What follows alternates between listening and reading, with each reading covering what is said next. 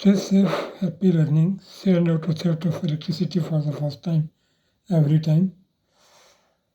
Vast electrical network को हम generation system, transmission system, distribution system और सिस्टम ऑफ पावर यूटिलाइजेशन में सब डिवाइड कर सकते हैं। इस वीडियो में हम ट्रांसमिशन सिस्टम के कुछ पैरामीटर्स पर चर्चा करेंगे।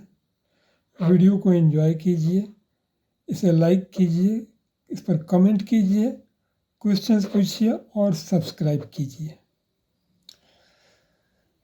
ट्रांसमिशन सिस्टम में कुछ जो पैरामीटर्स हैं जिस पर हम चर्चा करेंगे वो हैं DCSS double circuit single stringing, DCDS double circuit double stringing और LILO loop in loop out.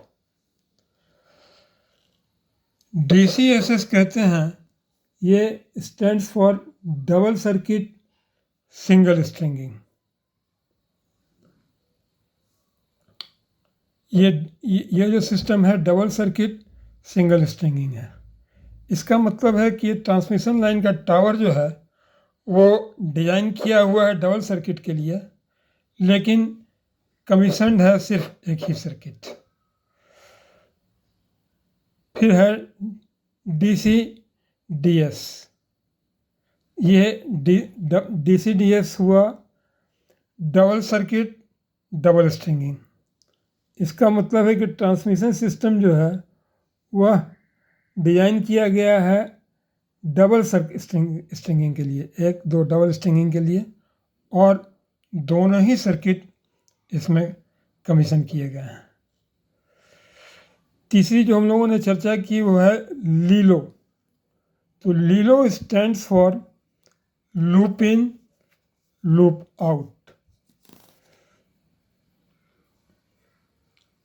ये है LILO।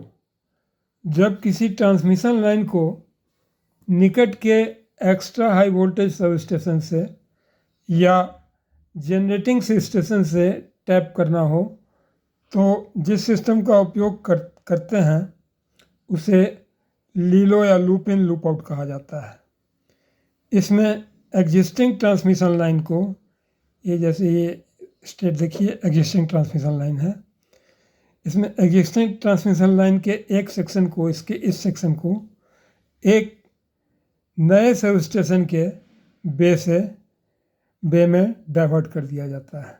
देखिए एग्जिस्टिंग लाइन है, ये एक नया सब स्टेशन बना हुआ है, इसके बे में इसको इस पॉइंट पर डाइवर्ट कर दिया गया और इस ब्रेकर के थ्रू, इस सर्किट ब्रेकर के थ्रू इस बे से जोड़ दिया गया और इसे जो टैप करके जो अंदर लिया जाता है ये हुआ लूप इन, और फिर दूसरे सर्किट ब्रेकर के थ्रू इसे बाहर करके पुनः उस लाइन पर वापस लाया जाता है और लाइन से कनेक्ट कर दिया जाता है। यह हुआ लूप आउट। तो लूप इन और लूप आउट सिस्टम का जो हमको एडवांटेज है वो है, एक है फ्लेक्सिबिलिटी।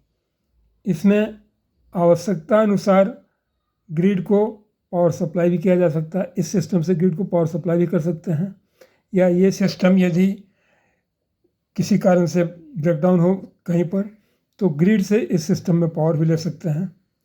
तो ये फ्लेक्सिबिलिटी हुआ। दूसरा एडवांटेज है रिलायबिलिटी। पावर फ्लो के लिए एक अल्टरनेट पाथ अवेलेबल हो जाता है, इस कारण से ये सिस्टम ज़्यादा रिलायबल होता है। तीसरा एडवांटेज है सिस्टम का ओवरऑल स्टेबिलिटी इम्प्रूव होता है, और क्योंकि दोनों दिशाओं में पावर फ्लो की एक इधर से इधर भी और इधर से इधर भी दोनों दिशाओं में पावर फ्लो की सुविधा होती है, तो overall capacity of transmission system improve करता है, इंक्रीज करता है। इस वीडियो में इतना ही। Please stay safe, happy learning. एक बार फिर से आग्रह है कि वीडियो को लाइक करें, कमेंट करें, इस पर क्वेश्चन करें और इसे सब्सक्राइब करें। Thank you very much.